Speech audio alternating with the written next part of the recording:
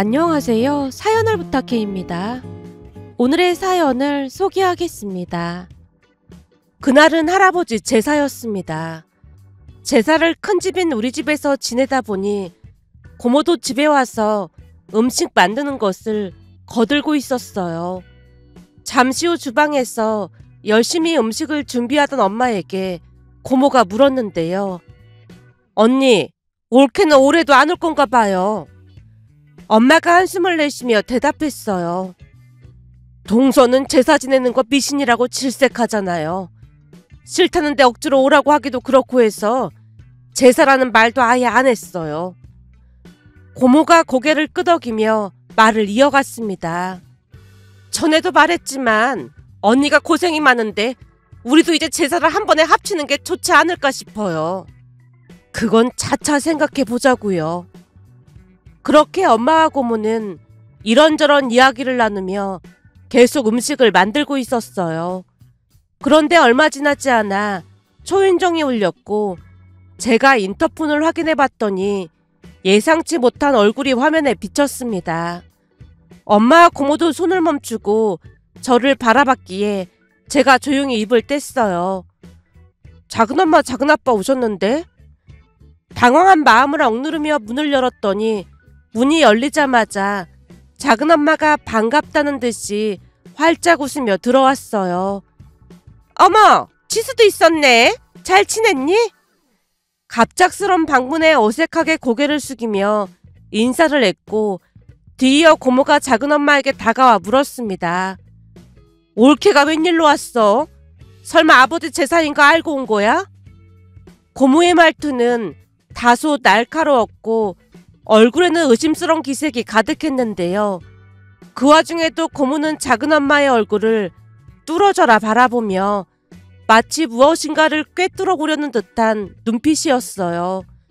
고모가 어찌나 뚫어져라 바라보던지 작은엄마가 고모의 시선을 잠시 피하더니 아무렇지도 않다는 듯 웃으며 대답했습니다. 형님, 제가 못 올 때 온 것도 아닌데 무슨 그런 말을 하세요. 그냥 오랜만에 인사도 드릴 겸해서 왔어요. 작은엄마가 능청스럽게 말을 했지만 고모는 여전히 의심의 눈초리를 거두지 않았습니다. 그리고 역시나 작은엄마는 음식 만드는 데는 전혀 관심이 없어 보였어요. 엄마와 고모가 주방에서 정신없이 음식을 준비했고 아빠와 고모부는 제기를 닦는 등 제사 준비로 분주했지만 작은엄마는 그저 음식을 집어먹느라 바빠 보였거든요. 결국 고모가 작은엄마에게 짜증 가득한 목소리로 말했어요. 올케, 음식 만들 거 아니면 그만 좀 먹어. 우리 바쁜 거 안 보여? 작은엄마는 고모의 짜증에 전혀 개의치 않고 천연덕스럽게 대답했어요. 그러게 그냥 음식 사면 되지. 뭐하러 그 고생을 하고 있어요? 말이나 못하면 믿지나 않지. 도와줄 거 아니면 조용히 있기나 해. 고모가 작은엄마에게 핀잔을 줬지만 작은엄마가 뻔뻔하게 말했습니다. 조상 잘 만난 사람들은 해외여행 다니느라 바쁘다던데 이런 거 다 쓰잘데기 없는 짓이라니까요. 조상이 돌봐줬으면 형님은 벌써 부자 됐겠네요.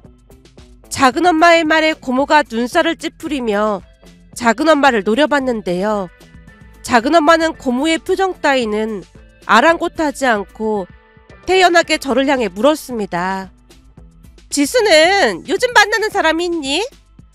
저 역시도 작은엄마와 길게 얘기하고 싶지 않아 짧게 대답했어요. 아니요, 없어요. 잠시 어색한 침묵이 흘렀지만 작은엄마가 곧바로 말을 꺼냈습니다. 우리 현지는 서울대 나왔잖아. 요즘 같은 회사 직원이랑 사귀고 있는데 너도 알다시피 그 회사가 우리나라에서 알아주는 회사잖니. 근데 들어보니까 현지 남자친구도 서울대를 나왔다고 하지 뭐야. 지금 둘이 결혼 얘기까지 오가고 있는데 서울대 출신끼리 결혼하면 완벽한 엘리트 집안이 되는 거 아니겠어? 작은엄마가 자랑스럽다는 듯 미소 지으며 이야기를 이어갔는데요. 고모가 잠시 손을 멈추고 작은엄마를 쳐다봤고 엄마 역시 말없이 그 상황을 지켜보며 표정이 굳어갔어요. 저 또한 어색한 미소만 지은 채 고개만 끄덕였지만 작은엄마는 여전히 자랑을 늘어놓으며 분위기를 무겁게 만들고 있었습니다. 한동안 딸 자랑을 늘어놓던 중 문득 저를 보며 말을 꺼냈어요. 지수야, 내가 괜찮은 사람 하나 알고 있는데 한번 만나볼래?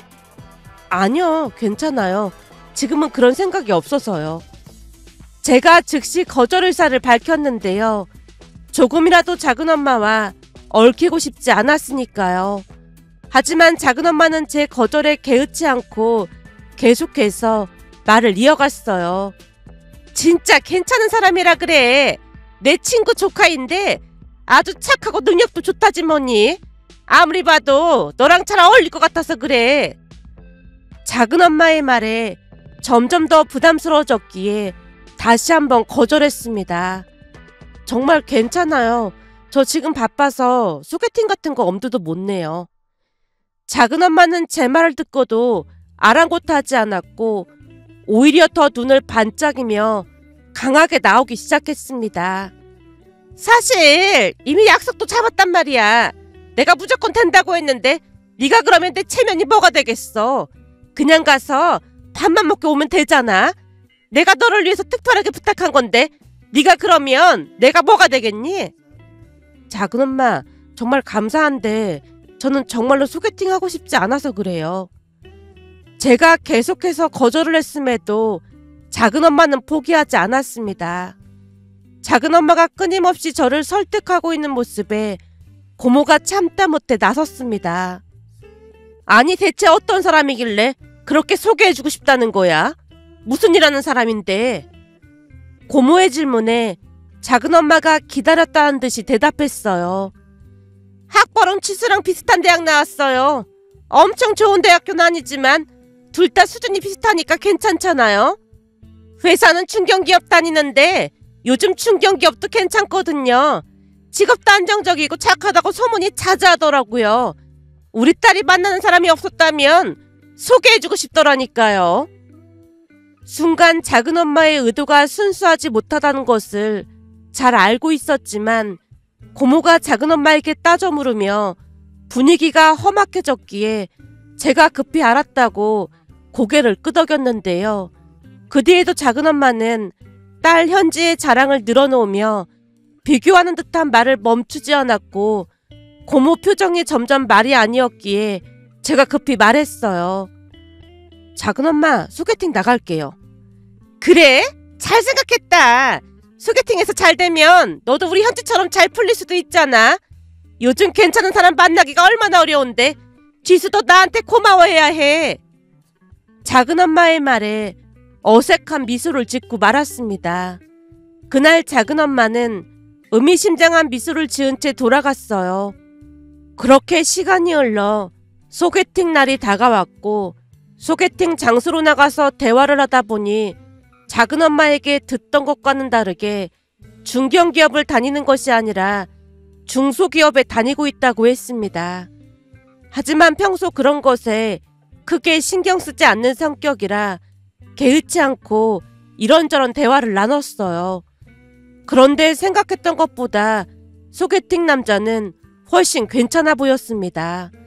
성격도 차분하고 배려심도 많았으니까요. 무엇보다도 대화가 잘 통하다 보니 시간 가는 줄 모르고 대화를 나눴습니다.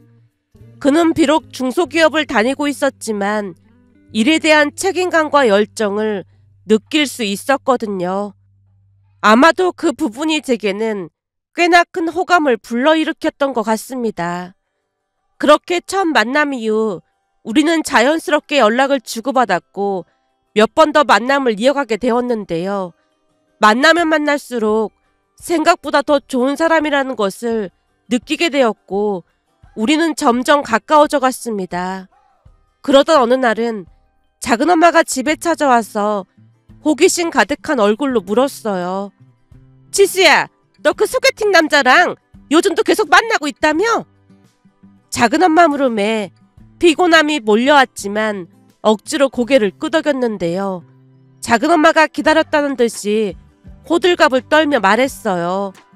그러게 내가 뭘 했어. 그 남자가 지수 네 수준에 딱 맞는다고 했잖아. 근데 중소기업 다닌다는 소리도 들은 거니? 아, 네, 들었어요. 그런데도 마음에 들었어? 하긴 중소기업 다니는 게 뭐가 어떻다고 그래. 요즘 같은 세상에 그런 거 따지는 거 자체가 이상한 거지. 암튼 둘이 수준도 딱 맞고 천생연분이네. 작은 엄마가 계속해서 수준 이야기를 꺼내고 있자 엄마가 작은 엄마에게 일침을 가했습니다. 동서, 우리 지수 수준이 어떻다고 말끝마다 수준 타령을 하는 거야? 아니, 그러니까 지수가 명문대를 나온 것도 아니고 인서울이긴 하지만 그렇고 그런 대학 나왔잖아요. 사실 그런 대학 나오면 결혼하기 쉽지 않거든요. 그런데 제 덕분에 좋은 남자를 만났다 뭐 그런 말을 하는 거죠. 할 말 다 했으면 그만 가봐. 엄마가 싸늘한 목소리로 말하자 작은 엄마가 눈치를 살피다 돌아갔는데요. 작은 엄마가 집을 나가자마자 엄마가 불만스레 말을 꺼냈어요. 들어보니까 중소기업 다닌다며? 내가 보기엔 네 작은 엄마가 일부러 그런 사람 소개해준 것 같은데 굳이 끌려다닐 필요 없어. 마음에 안 들면 만나지 마라 그 말이야. 엄마, 끌려다니는 거 아니야. 만나보니까 대화도 잘 되고 배려심도 많아서 마음에 들었어. 괜찮아 보여? 응, 사람은 괜찮아 보여. 그러니까 걱정하지 마. 다른 사람도 아니고 네가 괜찮다고 하면 괜찮은 거겠지 뭐. 그치만 작은 엄마가 소개해준 사람이라고 억지로 만나고 그러는 거라면 난 결사 반대니까 명심해. 알았어. 내가 그렇게 바보인 줄 알아? 처음에는 작은 엄마가 소개해준 사람이라 완전 별로일 거라고 생각했거든? 근데 아무리 봐도 민규 씨는 참 괜찮은 사람이야. 작은 엄마가 나한테 그런 사람을 소개해줄 리가 없는데 첫날 만나보고 진짜 많이 놀랐다니까? 제 말에 그제서야 안심이 된 듯 엄마가 물었어요. 그렇게 괜찮아? 사람이 배려심도 많고 이래도 열정적이고 성격이 진짜 좋아. 그래서 작은 엄마가 이런 사람을 왜 나한테 소개해줬는지 의심마저 들더라니까. 제가 알 수 없다는 표정으로 엄마를 바라보자 엄마가 웃으며 대답했습니다. 내가 볼 때는 민규가 중소기업 다니잖아. 근데 현지는 서울대 나와서 대기업 다니는 남자랑 만나고 있고, 그러다 보니 자기 딸보다 훨씬 못한 남자 만나게 하려고 그런 게 아닌가 싶다. 그치만 사람을 먼저 봐야지. 난 사람 인성이 먼저라고 생각해. 설마 엄마도 민규 씨가 중소기업 다녀서 마음에 안 들고 그런 건 아닌 거지? 난 네 작은 엄마처럼 그런 속물 아니거든. 엄마도 인성이 먼저라고 생각해. 인성이 안 좋은데 그까짓 학벌이랑 직장이 무슨 대수겠어. 엄마도 저와 같은 생각이라는 말에 안심이 되었고, 그 뒤에도 남자친구와는 여전히 잘 만나고 있었는데요. 시간이 지날수록 작은 엄마가 소개해준 사람이라고 하기에는 너무 괜찮은 사람이라는 생각만 들었습니다. 처음으로 남자친구를 소개해준 작은 엄마에게 감사하다는 생각마저 들었으니까요. 그러던 어느 날은 퇴근 후 집에 들어가자마자 엄마가 저를 부르더니 조용히 말을 꺼냈습니다. 어젯밤에 아빠랑 작은 아빠랑 술을 한잔 했나 보더라고. 그런데 작은 아빠가 하는 말이 현지가 같은 회사 직원이랑 사귀고 있다고 했잖아. 그 서울대 나왔다는 그 사람 말하는 거잖아. 제 말에 엄마가 살짝 한숨을 쉬며 말했어요. 그래, 그 사람 말이야. 결혼 얘기까지 나왔다고 하더니 얼마 전에 현지 남자친구가 모은 돈이 2억 조금 넘는다는 걸 알게 됐다나 봐. 그 나이에 그 정도면 많이 모은 거 아닌가? 그렇지. 그래도 대기업 다니니까 그 나이에 그 정도 모은 거겠지. 근데 작은 엄마는 그 돈도 적다고 난리를 쳤다지 뭐니. 그럼 현지는 그것보다 더 많이 모았단 말이야? 당연히 아니지. 한 5천 모았다고 하더라고. 엄마가 고개를 갸웃거리며 말했는데요. 그 말을 듣고 어이가 없어서 다시 물었습니다. 근데 남자가 2억밖에 못 모았다고 난리를 쳤단 말이야? 제가 엄마를 빤히 바라보자 엄마도 고개를 절레절레 흔들며 대답했어요. 그러게 말이다. 작은아빠 말로는 그 남자 집에서 1억을 보태주겠다고 했다는데 그 돈으로는 집도 못 산다고 현지가 헤어지자고 했다더라고. 그래서 현지가 그 일 때문에 내내 울고 있대. 엄마 말을 듣다가 문득 작은엄마가 떠올라서 제가 조심스럽게 물었어요. 작은엄마가 헤어지라고 한 거지? 순간 놀란 표정을 지으며 엄마가 되물었습니다. 네가 그걸 어떻게 알았어? 작은엄마 성격이 안 그러겠어. 그 남자 집에서는 1억 보태준다는데 작은엄마는 얼마를 보태줄 수 있다는데? 나를 서울대까지 졸업시켰는데 왜 돈을 보태줘야 하냐면서 서울대 나오면 괜찮은 남자들이 줄을 선다고 했대. 그래서 그냥 헤어지라고 했다나 봐. 대체 무슨 생각으로 그런 건지 이해가 안 되더라니까. 그 말을 듣고 어이가 없어서 저도 모르게 감탄이 새어나왔습니다. 작은엄마 진짜 대단하다. 엄마도 혀를 내두르며 고개를 끄덕였어요. 그렇게 또다시 시간이 흘렀고 저는 여전히 남자친구와 잘 만나고 있었습니다. 그러던 어느 날 작은엄마가 갑자기 찾아와 다급한 목소리로 물었어요. 지수야, 너 지금 만나고 있는 남자 집이 부자라는 거 알고 있었니? 민규 씨 집이 부자요? 그런 말 들어본 적 없는데요? 작은엄마가 눈을 동그랗게 뜨고는 흥분한 목소리로 다시 말했어요. 내 친구 형편이 안 좋아서 자기 조카라고 하길래 딱 보니 별 볼 일 없는 사람인 줄 알았거든. 근데 알고 보니 서울 한복판에 5층짜리 빌라를 가지고 있다지 뭐니. 그것뿐만이 아니라 상가도 몇 개 가지고 있는 엄청난 부자더라고. 내가 미쳤지. 그걸 알았으면 우리 현지를 소개해줬을 텐데. 평소에도 말실수가 잦았던 작은엄마의 입에서 그 말이 터져나오자 엄마와 저는 순간 멍해질 수밖에 없었는데요. 작은엄마가 근심 가득한 표정으로 엄마와 저를 번갈아가며 바라보더니 다급한 목소리로 다시 물었습니다. 혹시 너 그 남자를 아직도 잘 만나고 있는 거니? 그럼요. 배려심도 많고 대화도 잘 통해서 잘 만나고 있어요. 대화가 잘 통해? 그런 부잣집 남자랑 네가 대화가 잘 통한다고? 갑자기 네가 걱정돼서 하는 말인데 혹시 그 남자가 너를 장난삼아 만나는 거 아닐까? 그렇지 않고서야 네가 학벌이 좋기를 해, 직업이 좋기를 해, 아니면 네가 우리 현지보다 얼굴이 예쁘기래. 그런 부잣집 남자가 너를 만날 이유가 없잖니? 작은엄마 말에 순간 어이가 없어서 피식 웃음이 터져나왔는데요. 엄마가 발끈한 채 외쳤습니다. 동서, 지금 뭐 하는 거야? 쓸데없는 소리 할 거면 당장 나가. 엄마의 말에 작은엄마가 얼굴이 벌개진 채 씩씩거리다 불편한 기색으로 돌아갔습니다. 작은엄마가 돌아간 뒤 집안은 잠시 조용해졌는데요. 작은엄마의 말이 여전히 신경이 쓰이는 듯 엄마가 한숨을 내쉬더니 제게 조심스레 물었어요. 지수야, 민규네 집이 부자라는 거 정말 몰랐어? 진짜 몰랐어. 근데 뭔가 고급스럽긴 했던 것 같아. 고급스럽다니? 그냥 나중에 엄마도 보면 알겠지만 아우라 같은 게 느껴진다고 해야 하나? 암튼 깔끔하고 고급스러워 보이는 얼굴이야. 그치만 내가 좋아하는 떡볶이도 자주 먹으러 다녔고 식성도 나랑 비슷하다 보니 부자인 건 전혀 몰랐지. 내가 보기엔 작은엄마가 잘못 알고 있는 것 같아. 제가 대수롭지 않게 말하고 말았는데요. 남자친구가 깔끔하고 고급스러워 보이는 부분이 없잖아 있긴 했지만 그렇게 부자일 리 없다고 생각했거든요. 작은엄마가 다녀간 후에도 굳이 남자친구에게 확인하지 않았습니다. 우리는 여전히 잘 지냈고 별다른 문제 없이 만남을 이어갔거든요.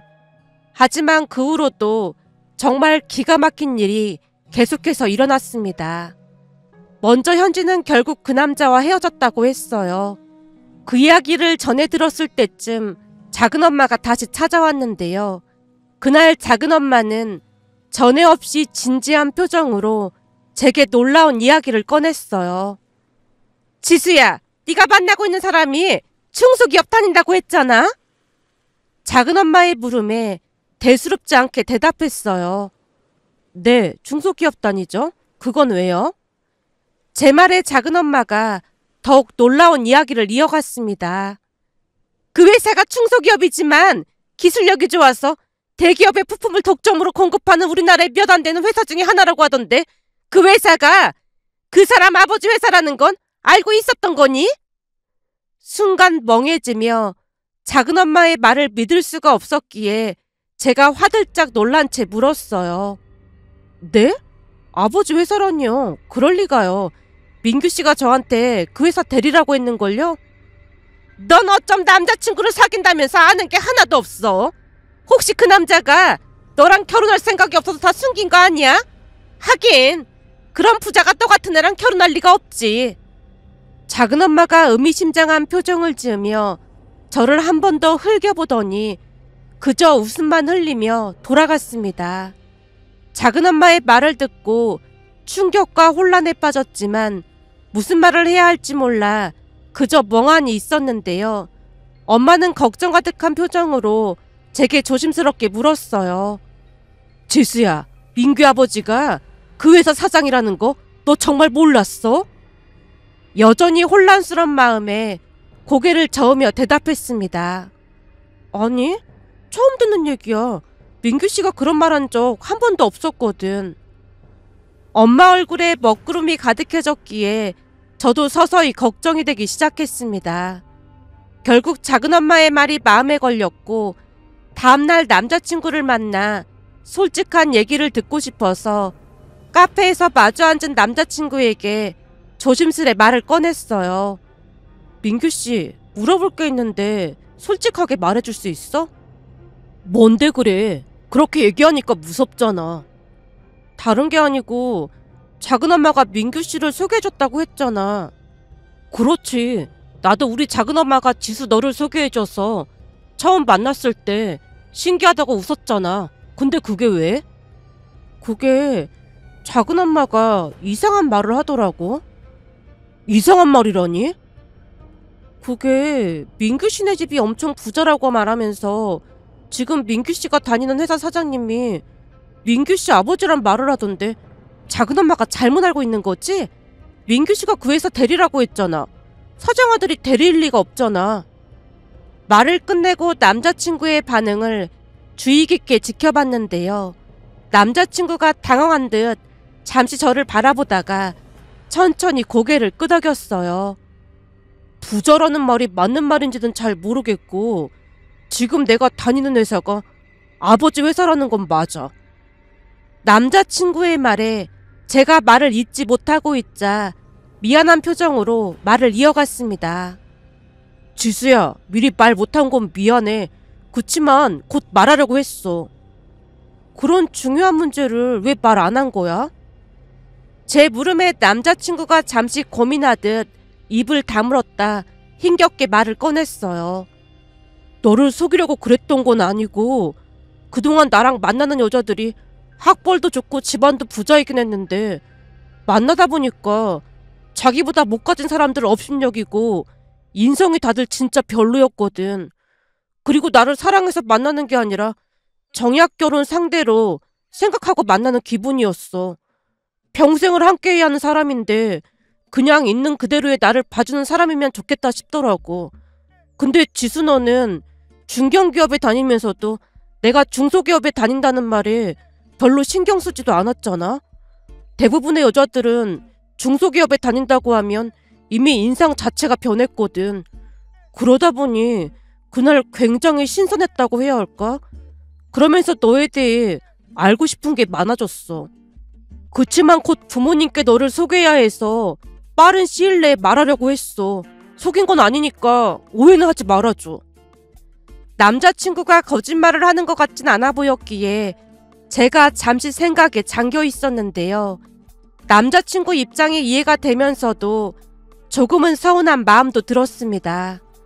저도 모르게 긴 한숨을 내쉬자 남자친구가 애교를 부렸어요. 지수야, 진짜 속인 거 아니야. 그러니까 화 풀어. 우리 엄마 아버지가 너 보고 싶다고 난리란 말이야. 남자친구의 진심 어린 사과를 들으며 마음이 조금 풀렸지만 여전히 걱정되는 부분이 있어서 망설이다가 솔직하게 물었어요. 민규 씨, 근데 걱정이 돼서 그런데 말이야. 민규 씨네 집에서 나를 안 좋아하면 어떡하지? 왜 그런 걱정을 하는 거야? 아니, 우리 집은 부자도 아니고 그렇잖아. 사장 아들 정도면 같은 수준의 부잣집 여자랑 만나야 정상인데 내가 마음에 안 들 수도 있잖아. 제 말에 물을 마시던 남자친구가 웃음을 터뜨리다가 입안에 있던 물을 뿜고 말았어요.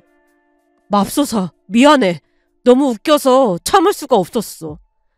난 지금 심각한데 웃기다니. 제 말에 남자친구가 잠시 생각에 잠기더니 진지한 표정으로 저를 바라봤어요. 지수야, 그런 걱정은 안 해도 돼. 우리 부모님은 내가 좋아하는 사람이라면 무조건 좋다고 하셨거든. 그래도 내 배경이 아무래도 좀... 내가 조금 전에도 말했지만 난 배경 같은 거 진짜 중요하게 생각하지 않아.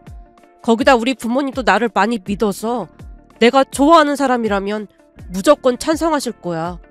우리 집보다 훨씬 잘 사는 사람도 만나봤지만 인성 보고 바로 헤어졌거든. 부모님도 잘했다고 했고 말이야. 그러니까 걱정 안 해도 돼.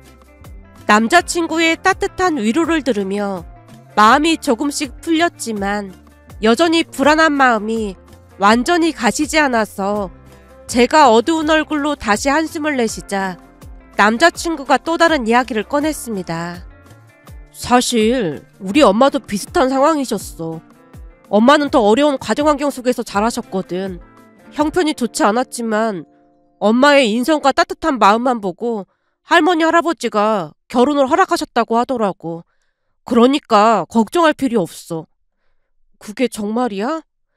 제 물음에 남자친구가 고개를 끄덕이며 대답했어요.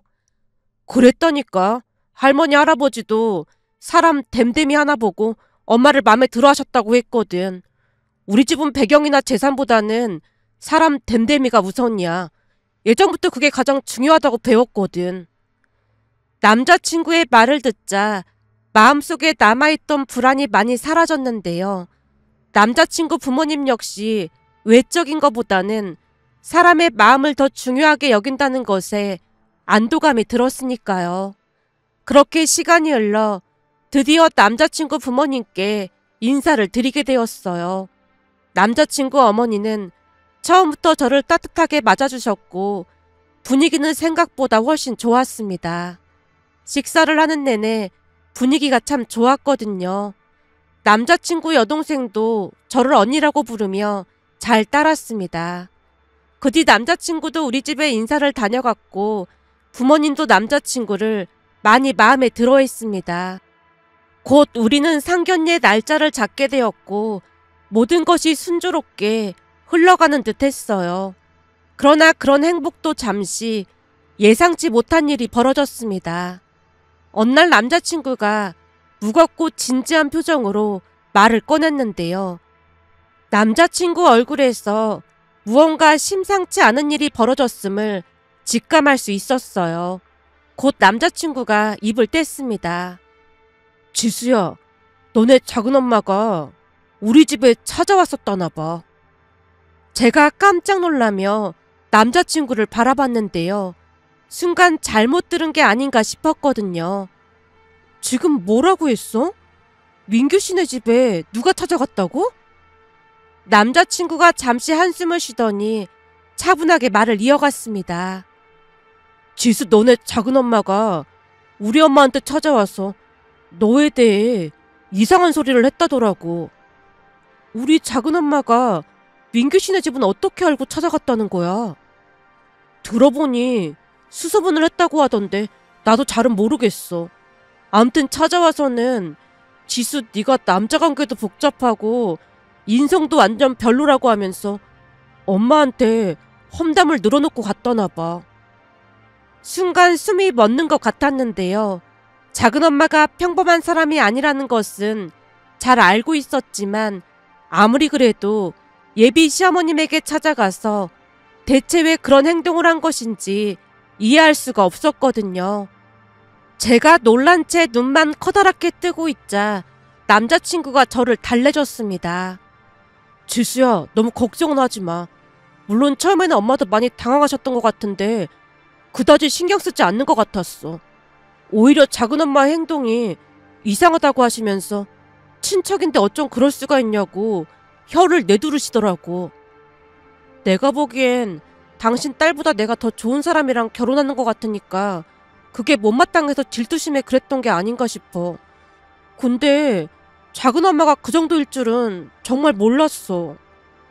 그날 작은 엄마의 행동에 큰 충격을 받았고 집에 돌아가 엄마에게 모든 사실을 말했더니 엄마가 작은 엄마에게 전화를 했지만 받지 않자 고모에게 전화해서 자초지종을 말했어요. 그리고는 두 분이 곧장 작은 집으로 쫓아갔습니다. 잠시 후 집에 돌아온 엄마가 화를 내며 소리쳤어요. 진짜 미쳐도 단단히 미쳤네. 어디 할 짓이 없어서 거길 찾아갈 수가 있어. 작은 엄마는 만난 거야? 작은 아빠만 만났는데 이미 토끼고 없더라고. 토끼다니? 우리가 찾아올 줄 알고 사라졌더라니까. 네 작은 아빠도 정신 나간 여자라고 하면서 작은 엄마 찾고 난리도 아니야. 엄마와 아빠가 술까지 마시며 울분을 토해냈는데요. 그 뒤에도 작은 엄마는 종적을 감췄기에 찾을 수가 없었어요. 그렇게 시간이 얼마나 지났을까요? 어느 날은 예비 시어머님이 집으로 불러서 남자친구와 함께 갔는데요. 집 안으로 들어서자마자 정말이지 깜짝 놀라고 말았습니다. 종적을 감췄던 작은 엄마가 그 자리에 앉아 있었거든요. 작은 엄마뿐만 아니라 깔끔한 정장 차림을 한 남자 한 명도 앉아 있었기에 제가 어리둥절한 표정으로 서 있자 예비 시어머님이 따뜻한 미소를 지으며 말했습니다. 우리 며느리 왔구나. 여기 내 옆에 앉으렴. 며느리라는 단어를 유난히 강조하시는 것 같아 묘한 기분이 들었는데요. 어색한 미소를 지으며 예비 시어머님 옆자리에 앉자 예비 시어머님이 단도직입적으로 말을 꺼냈습니다. 지수야, 작은 어머니가 그동안 나한테 말한 것들을 전부 녹음해놨는데 들어보고 이게 사실인지 네가 확인을 해줘야 할 것 같구나. 그 말을 들으며 무슨 상황인지 대략 짐작이 되었기에 제가 숨을 고르고 고개를 끄덕였습니다. 네, 알겠습니다. 순간 작은 엄마의 얼굴이 새하얗게 질리더니 입술이 파르르 떨리는 것이 보였어요. 그리고 곧 녹음된 내용이 재생되기 시작했고 그 내용은 차마 믿기 힘든 험담들로 가득했습니다. 녹음된 작은 엄마의 말에는 제가 과거의 남자 관계가 복잡해서 임신도 했었던 이야기부터 우리 아빠가 주식 투자에 실패해 빚이 많고 사채까지 썼다는 이야기까지 녹음이 되어 있었는데요. 심지어 제가 돈 때문에 민규 씨를 만난다는 어처구니 없는 소리까지 가득했습니다. 너무 황당하고 화가 나서 저도 모르게 작은 엄마를 노려보자 작은 엄마가 떨리는 손을 감추지 못하고 있었어요. 그렇게 녹음된 내용을 다 듣자마자 예비 시어머님이 차분하게 제게 물었습니다. 이게 다 사실이니? 제가 깊은 숨을 쉬고 단호하게 대답했습니다. 아니요. 전부 다 거짓이고 그런 사실 전혀 없습니다. 예비 시어머님이 고개를 끄덕이더니 다시 물었어요. 그래? 그럼 저분이 나한테 거짓말을 했다는 거네? 제가 임신했었다는 말도 기가 막힌데 저희 아버지가 사채를 썼다니요. 어쩜 그런 거짓말을 할 수가 있어요? 제가 작은 엄마를 노려보며 단호하게 말하자 예비 시어머님이 옆에 앉아있던 남자에게 고개를 돌려 물었습니다. 변호사님, 며느리가 이런 사람이라고 거짓 소문이 펴지면 애들 아빠 사업도 큰 지장이 있을 텐데 이런 경우 어떤 처벌을 받을 수 있나요? 그 말에 변호사라는 사람이 침착한 표정으로 입을 열었어요. 허위 사실을 유포해서 상대방의 명예를 훼손한 경우 형사적으로 명예훼손죄에 해당됩니다. 또한 민사적으로도 손해배상 청구가 가능합니다.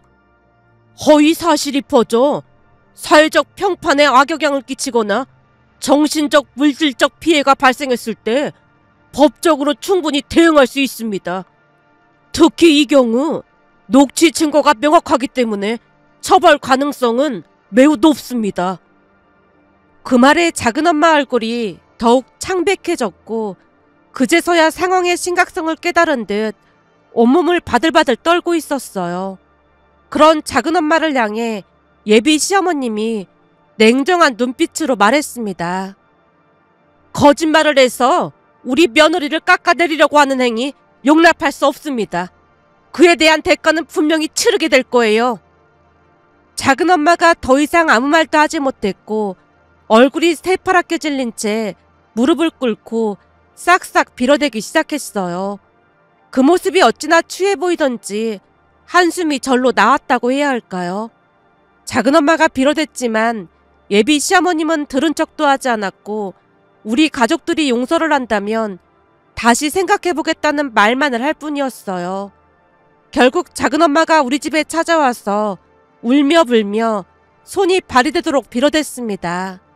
나중에는 작은아빠도 집에 찾아와서 작은엄마에게 고래고래 소리를 지르며 이혼하겠다고 난리도 아니었어요. 생각 같아서는 예비 시어머님이 법적으로 처리하게 그냥 놔두고 싶었지만 저 또한 악한 감정을 품으면 작은엄마와 같은 악마가 될까 싶어 그냥 연을 끊고 살기로 했는데요. 그 뒤 작은아빠는 집을 나왔고 별거를 한 채 이혼을 진지하게 고민하고 있다고 했습니다. 그리고 우리는 예정대로 결혼을 했습니다. 결혼하고 얼마 뒤 남편의 작은어머님, 그러니까 우리를 소개해준 분을 만났다가 다시 한번 놀랄 수밖에 없었는데요. 그 작은어머님 말에 의하면 평소 우리 작은엄마가 딸이 서울대를 나왔다면서 친구들을 많이 무시했다고 했습니다. 그러다 보니 친구들 모두가 작은엄마를 싫어했고요. 그런 작은엄마가 제 험담을 하면서 그렇게 무시를 하더랍니다. 저는 지금도 작은엄마가 저를 왜 그리도 미워했던 것인지 이해가 되지 않는데요. 암튼 저를 무시하는 발언을 서슴지 않고 하면서 남편의 작은어머님한테 니네 조카 정도면 저랑 수준이 딱 맞겠다는 말을 했다네요. 평소 작은어머님도 사치를 부리지 않고 수수하게 다니다 보니 겉모습만 보고 못 산다고 판단을 했던 모양이었습니다. 그 말을 듣던 작은어머님이 괘씸하다는 생각에 남편을 제게 더 적극적으로 소개해줬다고 했는데요. 남편의 작은어머님이 말씀하시길 심할 정도로 제 뒷담화를 하는 모습을 보며 오히려 제가 상당히 괜찮은 사람일 것이라고 판단을 했다네요. 그 말을 들으며 세상은 결국 권선징악이라는 큰 원리가 작용하는 게 아닐까 하는 생각이 들었습니다. 사촌동생 현지보다 잘 될까 싶어 저를 끌어내리려고 온갖 악행과 거짓말을 꾸며댔지만 결국에는 그 거짓말이 밝혀지면서 자멸의 길을 걸었으니까요. 악을 행하면 결국 그 끝이 결코 좋지 않다는 것을 다시 한번 깨달았답니다. 그러면서 큰 교훈도 얻을 수 있었는데요. 세상을 악한 마음으로 살면 잠깐은 이기는 것처럼 보일 수도 있겠지만 결국에는 그 악이 자신에게 돌아온다는 것과 함께 악한 마음보다는 선한 마음으로 살아가는 것이 무엇보다도 중요하다는 것을 다시금 느끼며 이런 사연도 있을까 싶어 이렇게 글 보내봅니다. 오늘의 사연은 여기까지였습니다. 즐겁게 보셨다면 구독, 좋아요 부탁드립니다. 고맙습니다.